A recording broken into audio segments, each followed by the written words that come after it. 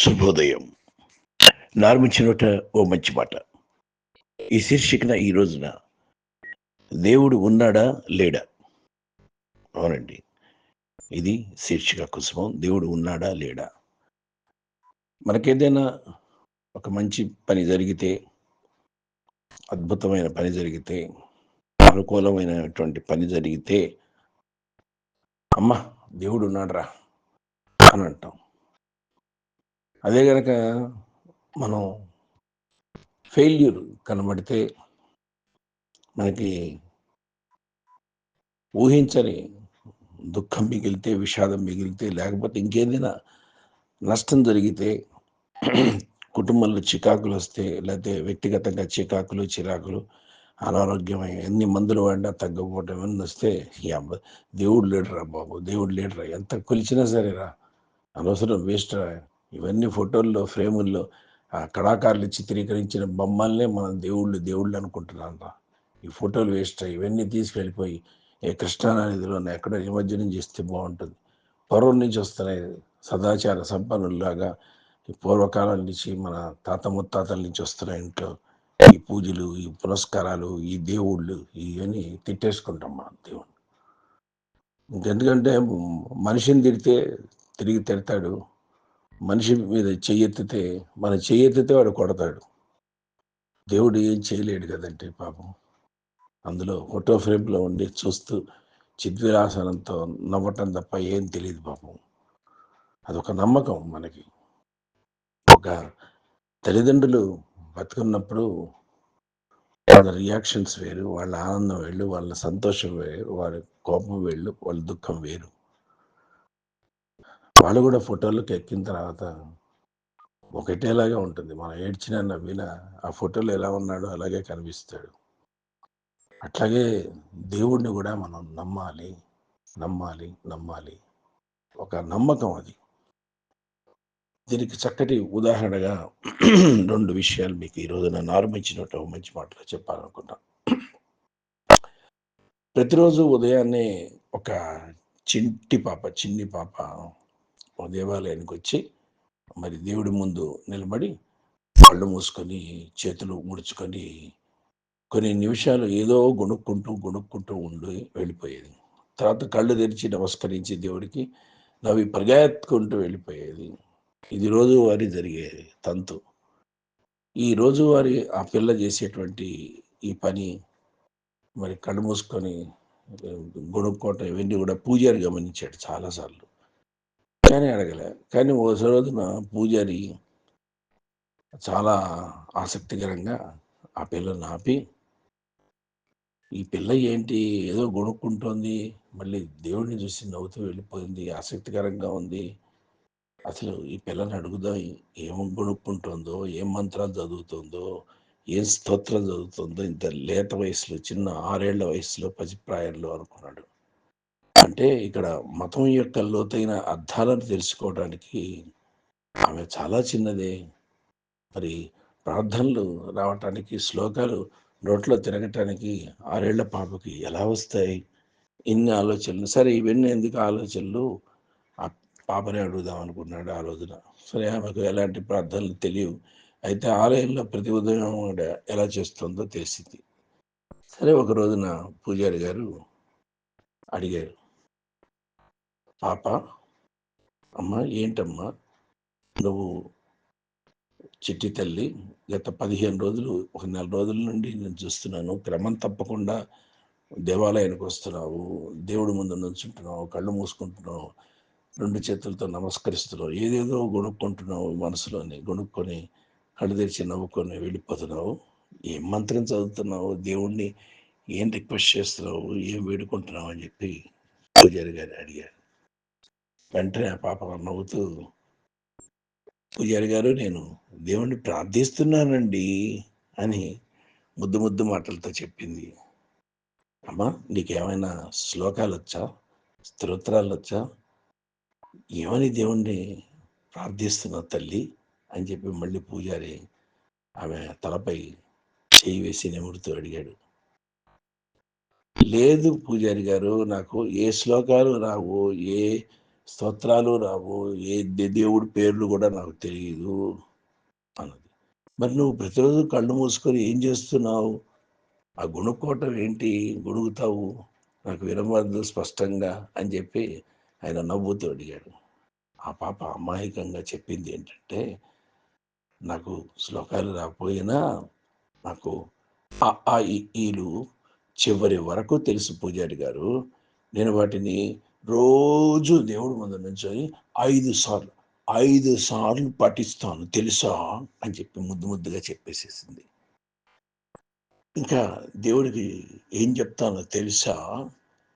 మరి నాకు దేవుడా, నిన్ను ప్రార్థించడం తెలియదు, నీ మీద స్తోత్రాలు రావు, శ్లోకాలు రావు, నువ్వు ఏ దేవుడివో కూడా నాకు తెలియదు. కానీ మరి ఈ అక్షరాల్లోనే కదా నువ్వు ఉండేది. అ, ఆ, ఈ దగ్గర నుంచి బండిరా వరకు ఉండేటువంటి అక్షరాల్లోనే కదా నువ్వు ఉండేది. దయచేసి మరి నీకు వచ్చిన విధంగా అక్షరాలను అమర్చుకొని నన్ను చల్లగా చూడు, నా కుటుంబాన్ని చల్లగా చూడు, బాగా చూడు అని చెప్పి ప్రార్థన చేస్తానండి. అందుకనే అ, ఆ, ఈ దగ్గర నుంచి బండిరా వరకు చదువుతానండి అని చెప్పి పూజారి గారి అక్కడ అలా అవాకైపోయాడు ఆయన. నోట మాట రాలేదు. ఆశ్చర్యచకితుడయ్యాడు, నిశ్చేష్టుడైపోయాడు. ఆ పాప అలా నవ్వుకుంటూ పరిగెత్తుకుంటూ చెంగు చెంగున లేడీ పిల్లలాగా వెళ్ళిపోతుంటే చూస్తూ ఉండిపోయాడు. అంటే ఆ పాపలో ఉన్నటువంటి అపారమైన నమ్మకం, దేవుడి మీద నమ్మకం, దేవుడు ఉన్నాడనేటువంటి ప్రగాఢమైన నమ్మకంతో దేవుణ్ణి అడ్జస్ట్ చేసుకో నేను చదువుతున్నానని అక్షరాల ఆ విద్యా సరస్వతిని స్తోత్రం చేస్తుంది. మనకు ఆనిజి అమ్మహ కంహ బండిర యారాలావా శేష సహాక్ష, ఇలా ఈ అక్షరాల్లోనే మనకు శ్లోకాలు ఉంటాయి, స్తోత్రాలు వస్తాయి. కాబట్టి ఆ పాపలో ఎంత భక్తి నమ్మకం అనిపించిందండి. ఆ తర్వాత మీకు ఇంకో విషయం చెప్పాలండి, నా అనిపించిన మంచి మాటలు. దేవుడు ఎక్కడో దూరాన లేడండి, ఆయన మనలోనే ఉన్నాడు. అయితే అన్ని కనుక్కోవటం ఎలా? చాలామంది అనుకుంటారు దేవుడు ప్రత్యక్షమైతే బాగుంటుంది, చాలా వరాలు కోరుకోవచ్చని. దేవుడు ప్రత్యక్షమైతే చూడాలనుకుంటుంది. సినిమాల్లో లాగా, పురాణ కథల్లో లాగా, దేవి భాగవతంలో లాగా, అష్టాదశ పురాణాల్లోగా దేవుడు మన ముందుకు రాడు. ఇది కలియుగం. దేవుడికి కూడా భయం.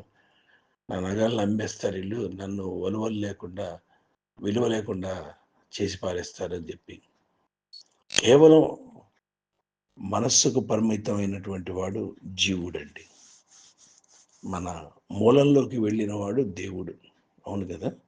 మనస్సుకే పరిమితమైన వాడు జీవుడు, మన మూలంలోకి వెళ్ళిన వాడు దేవుడండి. మన మూలంలోకి అంటే మనోమూలంలోకి, మనస్సు అనేటువంటి మూలంలోకి వెళ్ళిన వాడు దేవుడండి. మనోమూలంలోనికి వెళ్ళిన వారి దేహమే దేవాలయం అవుతుంది.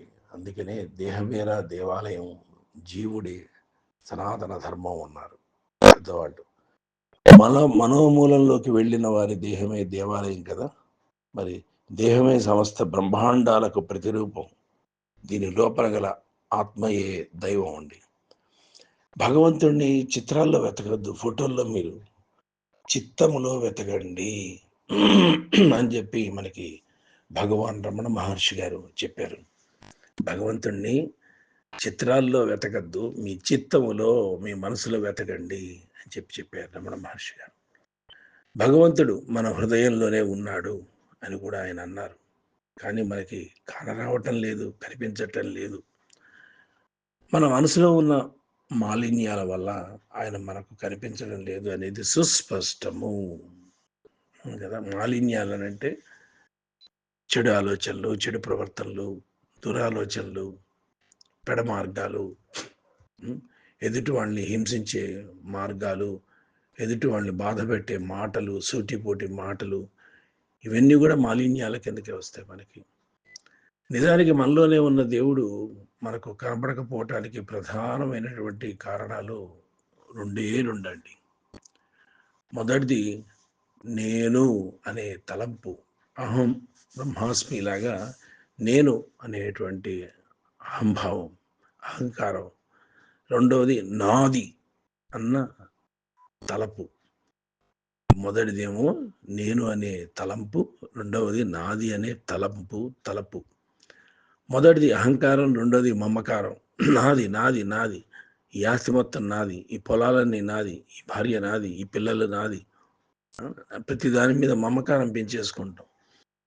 ఆఫ్టర్ ఆల్ కొట్టుకెళ్ళి చెప్పులు కొనుక్కొచ్చుకుంటే అమ్మ నా కొత్త చెప్పులు అని చెప్పి ముద్దుగా చూసుకుంటాం కొన్నాళ్ల పాటు. ఎవరైనా తొక్కినా కూడా కోపం వస్తుంది ఆ చెప్పుని. అలా ఉండేది. అలాగే ఏ వస్తువైనా సరే చివరికి ప్రతి దాని మీద మమకారం పెంచుకుంటాం.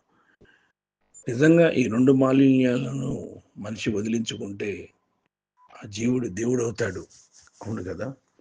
మరి మన హృదయాల్లో ఉన్నటువంటి పరబ్రహ్మం, పరమ పవిత్రుడు, ఆ పరమ పవిత్రుణ్ణి చూడాలనుకుంటే గనక మనము పవిత్రంగా ఉండాలి, ప్రశాంతంగా ఉండాలి, మనసు పెట్టి ఆలోచించాలి, మానవత్వంతో ప్రవర్తించాలి, మంచితనాన్ని చాటుకోవాలి, 10 మందికి సహాయం చేసే విధంగా ఉండాలి, చిరునవ్వుతో పలకరించాలి. ఇవన్నీ చేసుకుంటే నీలోనే జీవుడు దేవుడు ఉంటాడు. నువ్వే ఒక దేవుడు అయిపోతావు ఎదుటివాడికి. మరి ఇవన్నీ సాధ్యమవుతాయా? చూడండి ఒకసారి. ప్రతిరోజు పూజా గదిలో పూజకు ముందు మనం మొదట చేసే పని, ప్రతిరోజు దేవాలయంలో అర్చకుడు మొదట చేసే పని రెండు ఒకటే. అంతకు ముందు రోజుకు సంబంధించినటువంటి నిర్మాల్యాన్ని, అంటే నిర్మాల్యం అంటే పువ్వులు అలంకరించడం కానీ, పూలదండలు కానీ, లేకపోతే ఇంకేదైనా దేవుడి ఫోటోల ముందున్నటువంటి నిర్మాల్యాన్ని, అదే మరి మారేడు దళాలు కానీ ఇట్లాంటివన్నీ కూడా ఇవన్నీ తీసేసేసి పూజా సామాగ్రిని, పూజా గదిని శుభ్రపరిచి, దేవుణ్ణి శుభ్రపరిచి అన్నీ శుద్ధి చేసిన తర్వాతే పూజ మనం ప్రారంభిస్తాం. పూజా మందిరంలో, ఇంట్లో, గుళ్ళో పూజారి గారు అట్లా చేస్తారు. అలాగే మన హృదయంలో ఉన్న భగవంతుణ్ణి అవలోకించాలంటే, అంటే చూడాలనుకుంటే ముందుగా మనం మనోమాలిన్యాలను తొలగించుకోవాలండి. మనసులో ఉన్నటువంటి కుచితాలు, కల్మషాలు, కుతంత్రాలు, కుయుక్తులు, ఎదుటివాడిని పరిహసించడం, ఎదుటివాడిని ఎడబెట్టి ఏడిపించే మాటలు అంటాం, ఎదుటివాడికి హాని కలిగించే విధంగా ప్రవర్తించడం, పాశవికంగా ప్రవర్తించడం, ఇవన్నీ కూడా మనం మానేస్తే బాగుంటుంది. అజ్ఞానం అనే నిర్మాల్యాన్ని తీసేయాలి. ముందు రోజటి శేషాలను ఎలా తొలగిస్తామో ఆ విధంగా అంతరంగ కర్మఫల శేషాలను కూడా తొలగించుకోవాలండి. అంటే కర్తృత్వ భావనను తొలగించుకోవాలి. మనలోనే దాగి ఉన్న అజ్ఞాన నిర్మాల్యమును తొలగించుకోవటానికి కాదండి, దాన్ని తొలగించుకోవటానికి కామ, క్రోధ, లోభ, మోహ, మదం, ఆశ్చర్యాలు అనేటువంటి 6 అడ్డంకులు ఉన్నాయి. వాటిని తొలగించుకోవాలి. ముఖ్యంగా ఫస్ట్ మరి సత్కర్మాచరణ, సత్సాంగీల సాంగత్యం, సర్వేశ్వరుని స్మరణ, సదావగాహన, సత్వగుణ సాధన, సేవా తత్పరత, శుద్ధాహారములతో ఈ నిర్మాల్యాలను తొలగించుకోవచ్చు. సత్కర్మాచరణ, సత్కర్మలు ఆచరించటం, సత్సాంగీల సాంగత్యం, మంచి వాళ్ళతో స్నేహం చేయటం, మంచి వాళ్ళతో మాట్లాడటం, మంచి వాళ్ళతో పరిచయం చేసుకోవటం, సర్వేశ్వరుని స్మరణ, ఎప్పుడు ఈశ్వరుని భగవన్నామ స్మరణ, సదావగాహన, అవగాహన, ప్రతిదాన్ని అర్థం చేసుకోవటం, మంచిగా అర్థం చేసుకోవటం, మంచిగా రిసీవ్ చేసుకోవటం మనసుకు, సత్వగుణ సాధన, కోపతాపాలు, విద్వేషాలు, క్రోధాలు ఇవన్నీ లేకుండా సాత్వికమైనటువంటి ప్రశాంతమైనటువంటి గుణ సాధన ముఖ్యం. సేవా తత్పరత, సర్వీసింగ్, సేవ, 10 మందికి సేవ చేయటం, సమాజాన్ని సేవ చేయటం, మంచి పనులు చేయటం 4. అలాగే శుద్ధాహారములతో, అంటే ఇప్పుడు పిజ్జాలు, బర్గర్స్, లేకపోతే చికెన్ బిర్యానీలు, మటన్ బిర్యానీలు, ఎక్కడ పడితే అక్కడ తినేయటం, నాన్ వెజ్ తినేసి ఇవన్నీ కాకుండా శుద్ధాహారంతో పవిత్రమైనటువంటి శుద్ధి చేసిన ఆహారం ఎక్కడ దొరుకుతుందండి? మన ఇంటి ఇల్లాలు ఇంట్లో చేస్తే అక్కడ లభిస్తుంది. మనం ఇప్పుడు అన్నీ కూడా ఆన్‌లైన్ ఆర్డర్సే కదా! Online orders. చివరికి తాగే మంచినీళ్ళ దగ్గర నుంచి ఆన్‌లైన్‌లో తెప్పించుకుంటున్నాం. గుండు సూది దగ్గర నుంచి ఆన్‌లైన్‌లో తెప్పించుకుంటున్నాం. ఇంకే శుద్ధాహారం ఎక్కడుంటుంది మనకి? ఈ శుద్ధాహారంతో ఉంటే మరి ఇవన్నీ ఈ 6 నిర్మాల్యాలు మనం అనుకున్నటువంటి ఈ అరిషడ్ లాంటివి కూడా మనం తొలగించుకోవచ్చు. శుద్ధాహారం అంటే నోటితో తీసుకున్న ఆహారం మాత్రమే కాదండి.